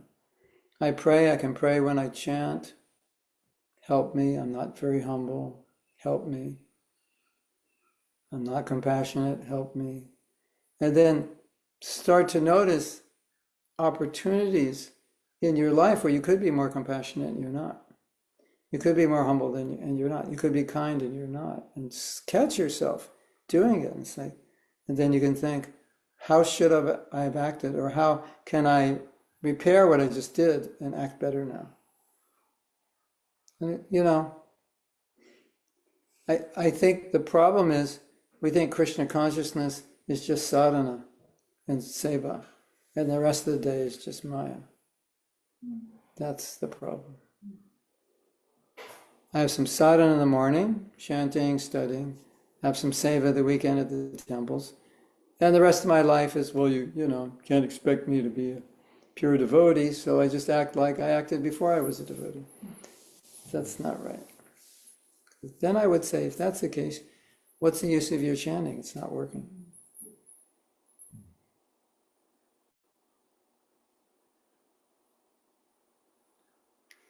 Now, here's the bad news, everyone. It's possible that your chanting doesn't work. There are a lot of shastras who talk about chanting that doesn't work. And you understand how it's working by the result in your own evolvement. So, you know, if you're just as proud now as you were 10 years ago, let's say you've been chanting for 10 years and you're just as proud, we could say, I don't think it's working. I don't think you're chanting properly. Or you're doing something to counteract the chanting, perhaps. That's a scary thought, isn't it? The Prabhupada said if you chant, you should develop love of Krishna. So it's like, okay, well, how far away from you are that? How far away from love of Krishna are you? Because chanting should help you develop it. And it's just a really sobering thought, I think. Isn't it? Am I chanting or am I faking it? Well, we have to see by the result.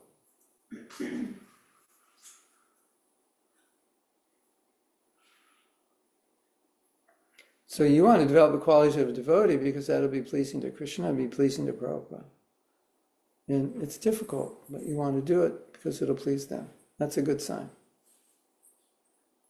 So when you advance spiritually, then your life is about pleasing Guru and Krishna. Material life is about pleasing you, only you or your family. Only what is it advantageous for you materially. That's what you think. And as you chant, you develop this connection with Krishna where you start thinking what will please him. And you're not thinking about what will please you. And pure devotional service means I only think about what will please Krishna. So we're gradually going there. So when you know what the goal is, then you can evaluate how far am I along the path. But if you think the goal is just to chant and that's it, then you've misunderstood. And you won't be able to evaluate how you're doing. You'd only be able to evaluate how you're doing by the number of rounds, and you'll evaluate the number of rounds as success. Bhaktivinoda Thakur said you could chant 100 rounds and be a failure if they're offensive. That's interesting. 100 rounds and not be Krishna conscious. That's possible. Wow, that's scary, huh? Isn't it?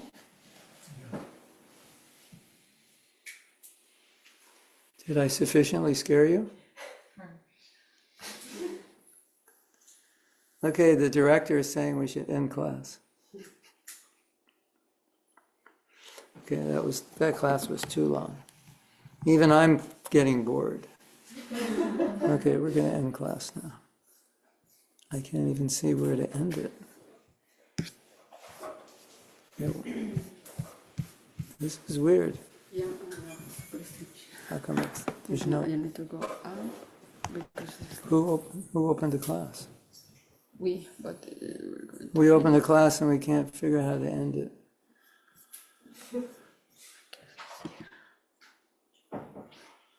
Well, you can all go while we figure out how to end the class, because it doesn't, there's no end here. What kind of computer is this? It's your computer? It's an apple. Oh, it's an Apple. Huh, black Apple. There you go. Yeah.